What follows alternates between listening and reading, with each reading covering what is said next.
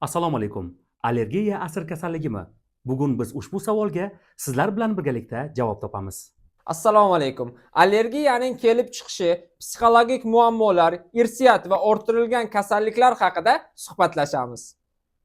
Ushbu savollarga javob berish uchun Rossiya va Yevropa allergologlar hamda klinik immunologlar hamjamiyati a'zosi, tibbiyot fanlari bo'yicha falsafa doktori Muxtorov Sherzod Murodovich studiyamizning mehmoni, tibbiyot fanlari bo'yicha falsafa doktori darajasiga yetib kelib, bugun ushbu savollarga sizlarga javob berishga tayyor bo'lgan mehmonimizga savollarimizni yo'llashga biz ham tayyormiz.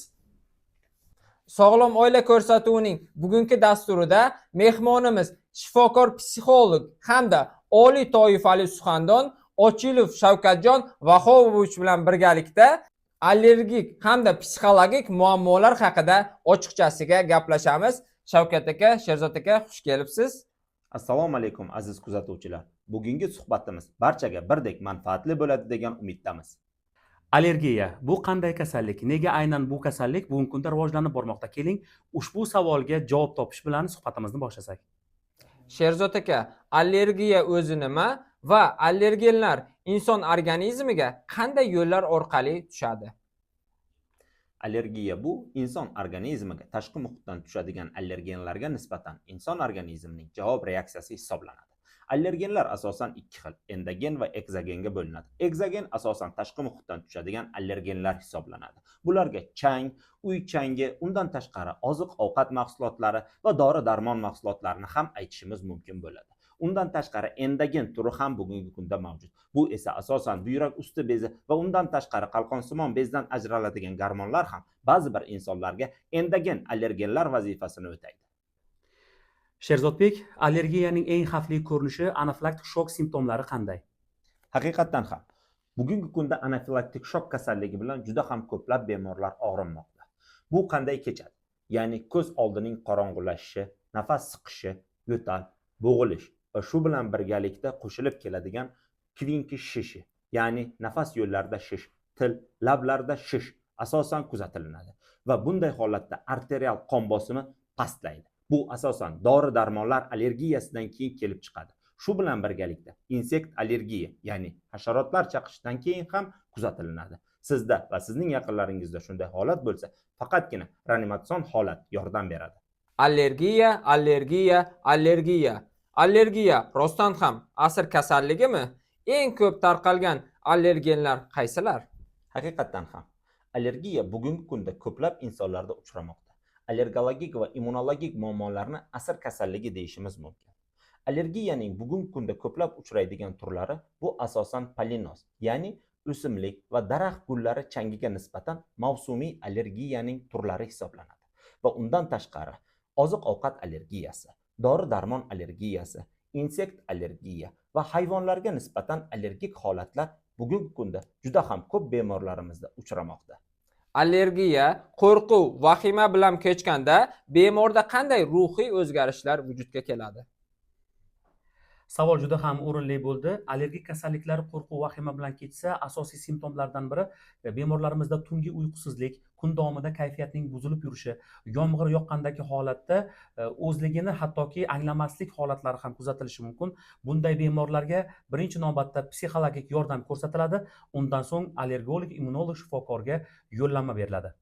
Shu o'rinda shuni aytmoqchimanki, gapingizning tasdiqi sifatida asosan allergologik muammolari mavjud bo'lgan bemorlarning aksariyatida vahima, qo'rquv belgilari ham vujudga keladi. Buning asosiy sababi antigistamin va antileykotriin dori vositalarini noto'g'ri qabul qilish va vaqtini chegarasiz, sonini chegarasiz va uzoq muddat qabul qilish natijasida kelib chiqadi. Shunday ekan, aziz kuzatuvchilar, allergologik va immunologik muammolaringiz mavjud bo'lsa, psixolog va allergolog bilan birgalikda maslahatlashgan holatda dori-darmonlarni qabul qilish yoddan chiqmasin. Faqat dorixonalardan dorilarni qabul qilish bu kasallikka yechim degani emas. Sardorbek, farmakolog mutaxassis sifatida sizga alohida savolimiz bor. Tartibsiz va tavsiyasiz dori-darmon qabul qilayotgan bemorlarimizga qanday tavsiyalar bera olasiz? Hozirda juda ham ko'p yurtdoshlarimiz shifokorning tavsiyasiz o'zboshimchalik bilan dorixonalardan dori vositalar olib bemalol ichishadi. Bu esa oshqozon, 12 barmoqli ichak yara kasalliklari, jigar, buyrak yetishmovchiligida salbiy ta'sir ko'rsatadi.